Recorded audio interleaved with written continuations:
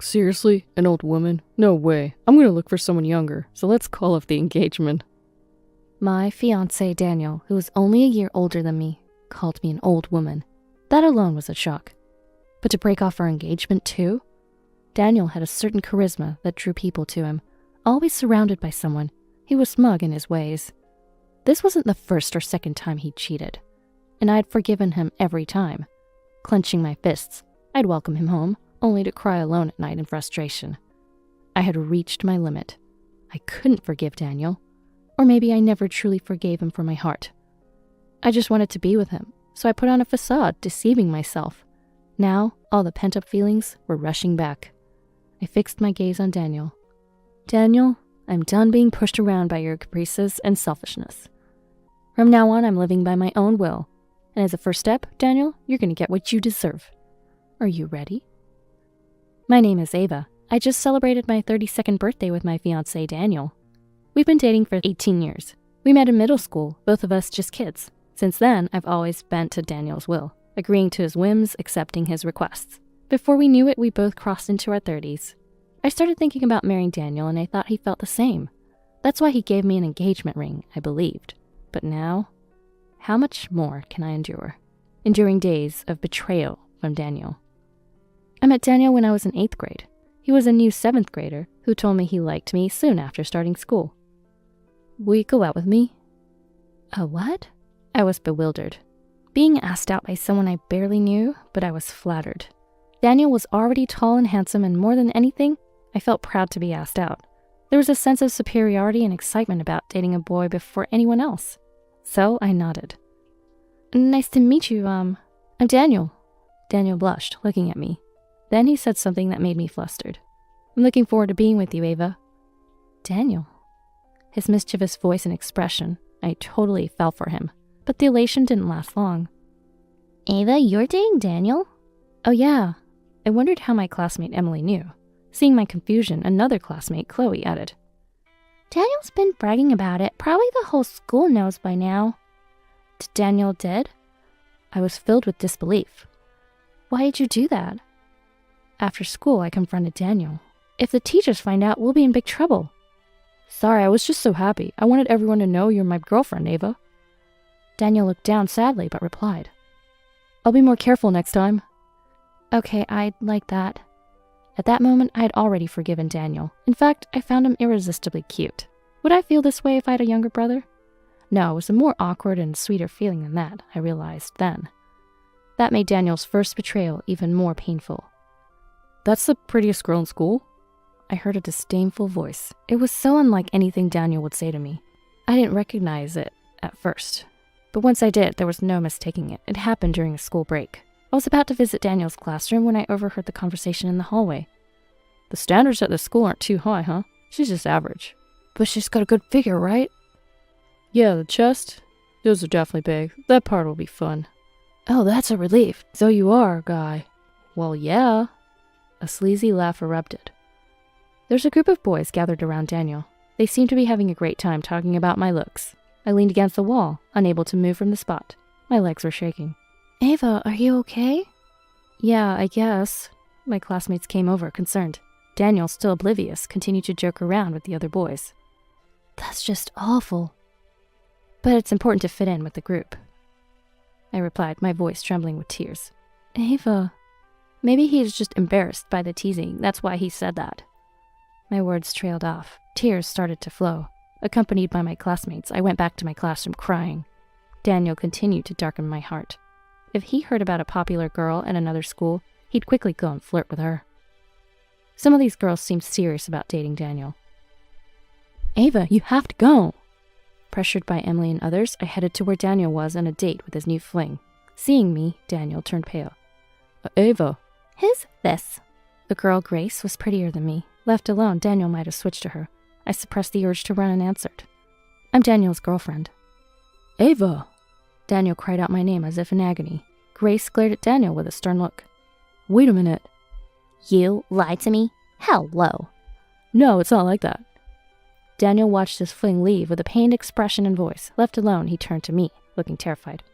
Ava, listen. What's your intention? My voice was cold. In response, Daniel opened and closed his mouth frantically, like a fish out of water. Finally, he seemed to find an excuse. She was persistent, you know? When I confronted him, Daniel always replied like this. I just went on one date with her, Ava. You're the one for me. Right. I nodded. It wasn't that I was convinced. I just knew that no matter what I said, Daniel wouldn't apologize. And more than anything, I didn't want to keep nagging about his cheating and end up being disliked by him. My relationship with Daniel, which started with a sense of superiority, had become dominated by him. Even regarding our future paths, Daniel pushed me to choose a high school that suited his academic level and convenience. We should go to the same high school, right? Yeah, but my teacher said I could go to a better private school. Are you going to abandon me? With tears in his eyes, Daniel looked at me. By then, I could see through his fake crying, but still, I couldn't defy Daniel. Okay, I'll go to the same high school as you. Yeah, wait for me there, Ava. When his opinion prevailed, Daniel showed a sweet smile.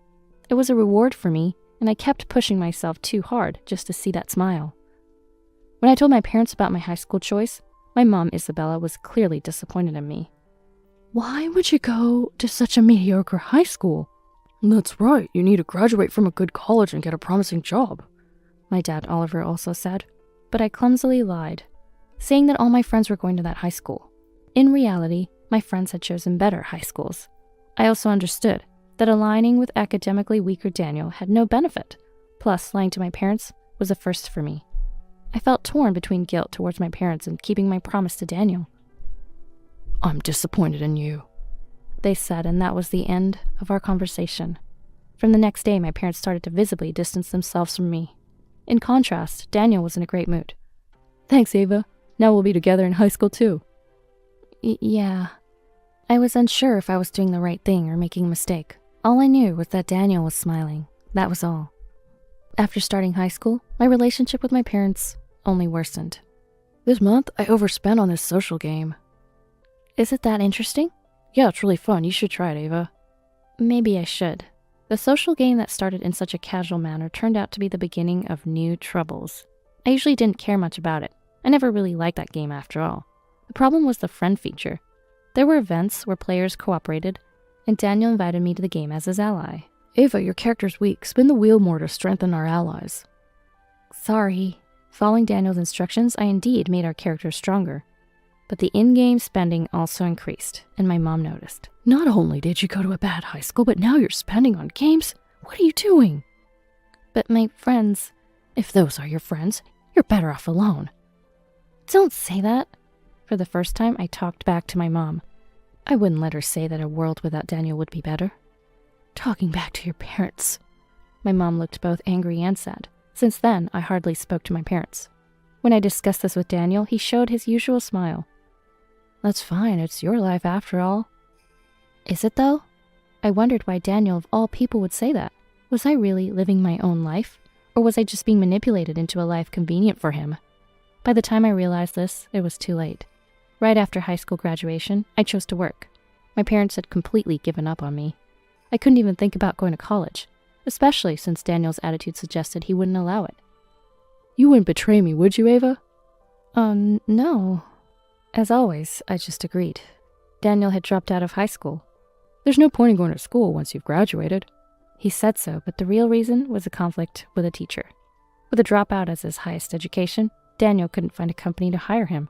He could only get part-time jobs, and he often caused trouble there too.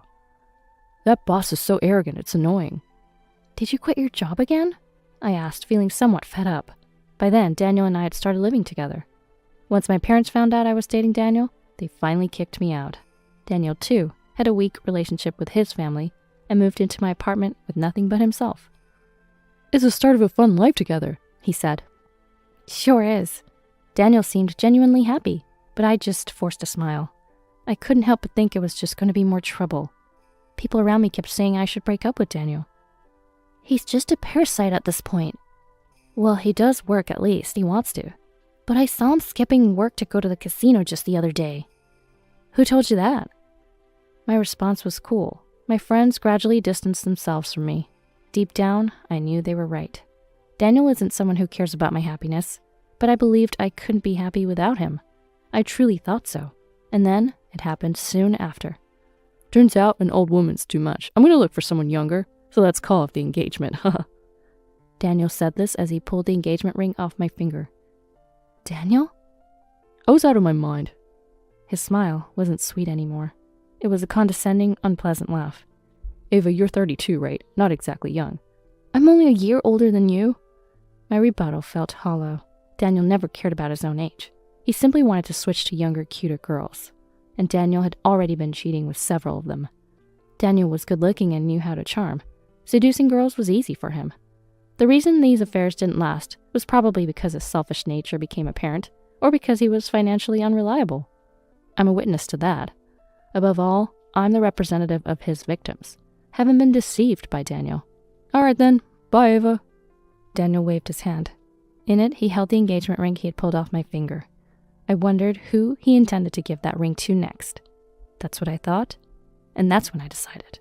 Daniel, I won't let you have your way anymore. Goodbye, Daniel. Oh, you're pretty understanding. That's what I always liked about you, Ava. Is that so? It seemed my time being liked by Daniel was already in the past. Perhaps he never really liked me at all. Now that you understand, get out. What? Oh, did you forget? I'm the one renting this apartment. Oh, right. He smirked as if realizing I was kicking him out. He still didn't get it, I thought.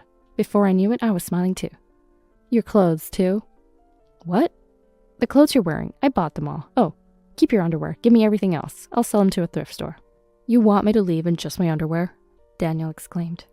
I should have at least one outfit I bought myself. Nope, I have the proof. Proof? All the clothing store receipts. I kept them all. And for groceries, utilities, everything. What's that about? His voice became increasingly pitiful. I mean, keeping a toothbrush is pointless, right? And there are 2 sets of dishes, so one set is... I'll throw them out. Then at least give them to me. You can only take what you bought yourself, Daniel. Daniel looked out the window with a look of despair. Is it snowing outside? Yes. I nodded calmly. Daniel pleaded with a trembling voice.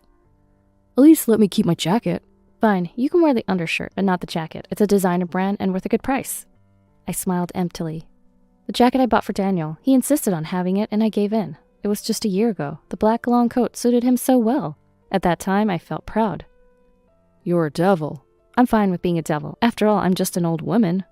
I waved my hand at the door and closed it, thinking I should change the lock soon.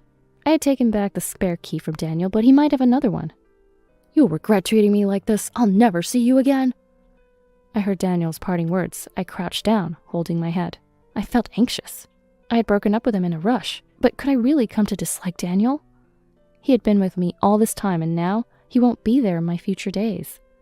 I've lost a smile forever. Realizing this, I raised my head.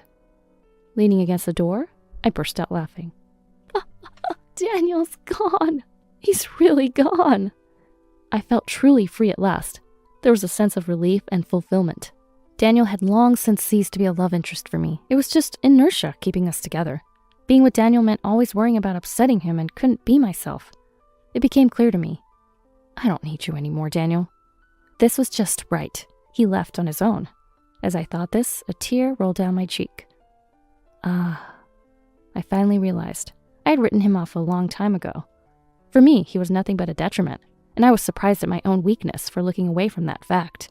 And there was still a slight feeling of loneliness, but that feeling would end today. Be prepared for tomorrow, Daniel. Looking at the empty room, I murmured, let's do this. I was ready to move on. Busy days lay ahead. The first thing to do was change the locks. When I spoke to my landlady Harper about it, she said it was probably for the best. Your boyfriend wasn't well liked in the apartment complex. Is that so?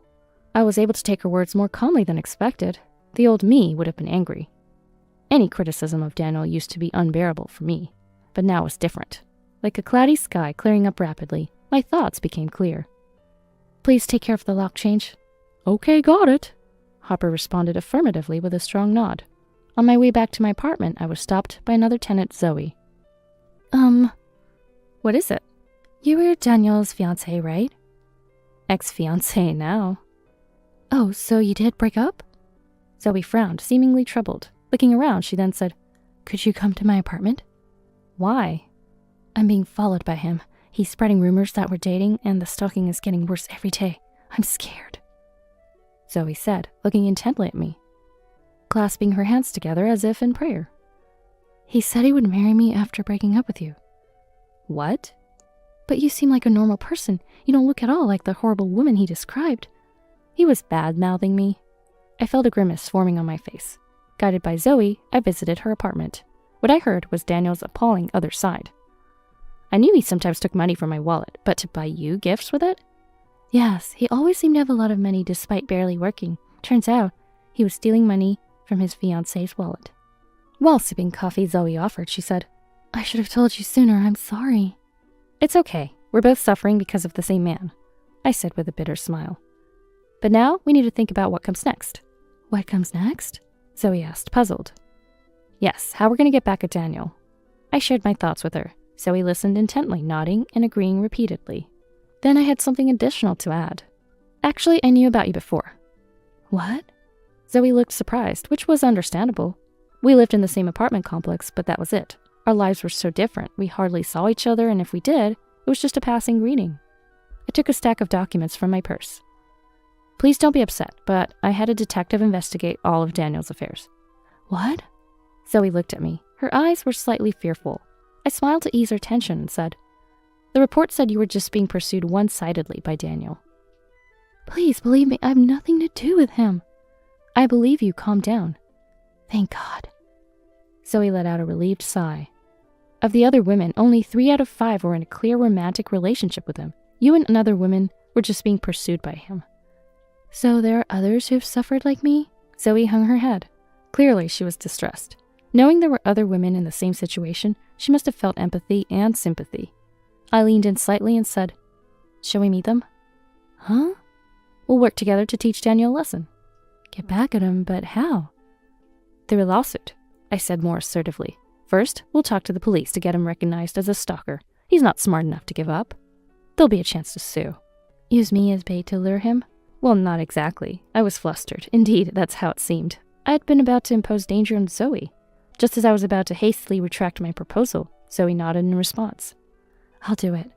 Do what? I'll be the decoy, if it means we can beat him. Really? I thought I saw a flame in Zoe's eyes. Then, from now on, we're allies. Yes. Oh, by the way, my name's Zoe. She introduced herself, albeit belatedly. So, with this introduction, Zoe and I began to open up to each other. Unaware of what was going on, Daniel, as expected, persistently proposed marriage to Zoe. I waited for the right moment and went to meet Daniel with Zoe. Upon seeing me, Daniel screamed, What the hell, Zoe? Why are you with Ava? We are allies, Zoe replied, avoiding his gaze. It's not just the two of us. What? Why are all of you here? Daniel recoiled in shock. There were 4 other young and beautiful women. They were the women Daniel had been wooing. One of them, like Zoe, had been a victim of his stalking. The anger in her eyes, as she looked at Daniel, was palpable. The other 3 women acknowledged they had been dating Daniel. However, they each claimed that they were in a relationship with him under the promise of marriage. In essence, all of them had been deceived by Daniel. I didn't know you were engaged, Daniel. It's a misunderstanding. I broke up with her already.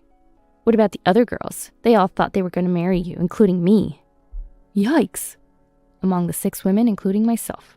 There was one particularly assertive woman. When she learned that Daniel had been deceiving her just for fun, she became incredibly angry. Now she was confronting Daniel. As the woman yelled at him, Daniel looked at me, his eyes brimming with tears. Ava, it was you, wasn't it? You told him. Uh-huh, sure. I tilted my head and replied. But Daniel, you're the one who deceived everyone. Even so, calling everyone here at once? Help! Forgive me. Daniel was surrounded by the other women, all complaining to him at once. They all had really loved him. I understand, because I felt the same way. With a mix of pride and oddness, I watched Daniel and the women. A year has passed since then. I continued to interact with Zoe. Lately, we've been visiting each other's apartments more often. And then, as I was talking, my phone rang. I ignored it and continued my story. Zoe looked puzzled. Ava, aren't you going to answer that? Oh, it's fine. It's not important. Really? Zoe seemed curious. I smiled wryly. Without checking, I knew who was calling. It was Daniel. Daniel keeps complaining every time he gets a new girlfriend, I said. Why? Because Emma exposes his past to each new girlfriend. He wants me to stop her. Oh. Zoe sighed as if she knew Emma would do that. Emma was the first woman to confront Daniel that day. I don't think there's much I can do. Emma isn't the type to listen, I said. Probably not. We shared a bitter smile. The calls came at any time, during meals, at work, or even while talking with friends.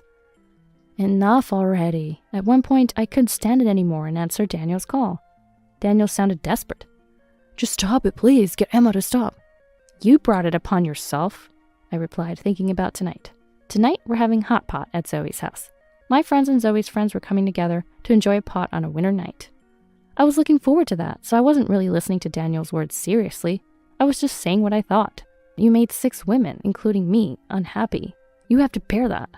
I'm not with anyone now. Zoe treats me like a stalker, and every time I get a new girlfriend, she leaves because of Emma. I can't help you with that. Emma's grudge was deep. Stopping her seemed pointless. Is that all? Is that all? What a cold response. Don't you feel a bit sorry for me? No, I'm a devilish old woman, remember? I said and ended the call. Then I muttered quietly. I'm still bothered by being called an old woman. Surprised by this realization, I shook my head, trying to shift my mood. That's when I saw him. Ah, Ava, it's been a while. A man was running towards me with a smile. At first, I didn't recognize him, but his smile brought back memories. That helped me remember. Jackson? I came nearby because my mom said so. I never thought I'd see you. The cheerful man was Jackson, my childhood friend. After that, Daniel still kept contacting me. His persistence surprised and annoyed me, but I continued to ignore him. I changed my phone number once, but he even showed up at my apartment. Getting rid of Daniel was a hassle, so I just kept the same number and continued to ignore him. Should I talk to him sternly? No, I've decided not to involve myself with him anymore. Okay then, Jackson nodded, looking slightly disappointed. He'd returned from Boston for an arranged marriage his mother had set up. What about you, Ava? Any matchmaking? No, I am estranged from my parents. Oh, that's too bad. Jackson frowned. Your ex-boyfriend ruined your life. I was naive. I dreamt about him and depended on him. Now I understand. My life revolved around Daniel. I was always concerned about his mood, happy or sad at his words. I'm fine now. I can walk alone. If that's the case, then that's good. Jackson looked unconvinced. To persuade him, I took out something. What's that? My college diploma. I secretly attended an online university while with Daniel. I felt I owed it to my parents, who had high hopes for me, but I couldn't betray Daniel, so I chose to study between work. That's surprising. Jackson laughed out loud. But it's a good thing. Now you can aim for a career upgrade. Yeah, maybe. After a while of laughter, my phone rang again. Jackson scratched his head and said, Hey, Ava. What? Why don't you date me? What are you talking about? I was flabbergasted. The phone was still ringing. You're not serious, are you? I am. Jackson's voice was earnest. His face lost its smile and showed tension. I've always had feelings for you. You're joking. I'm serious. Jackson's face turned red as he insisted. I couldn't help but smile genuinely. I gave in to Jackson's persistence and started dating him. We were the same age and got along well. With Daniel, I had always conferred to him, so the easygoing relationship with Jackson felt odd. The phone call still continued. Every time the phone rang, Jackson looked either annoyed or sad. I took his hand and smiled. It's okay, you're here with me. Ava. Jackson looked worried for a moment, but then he nodded firmly. I'll protect you, Ava. I'm an old woman, you know. If you're an old woman, then I'm an old man. We're the same age. Right. Maybe it didn't mean much to Jackson, but his words finally freed me from the spell of being called an old woman.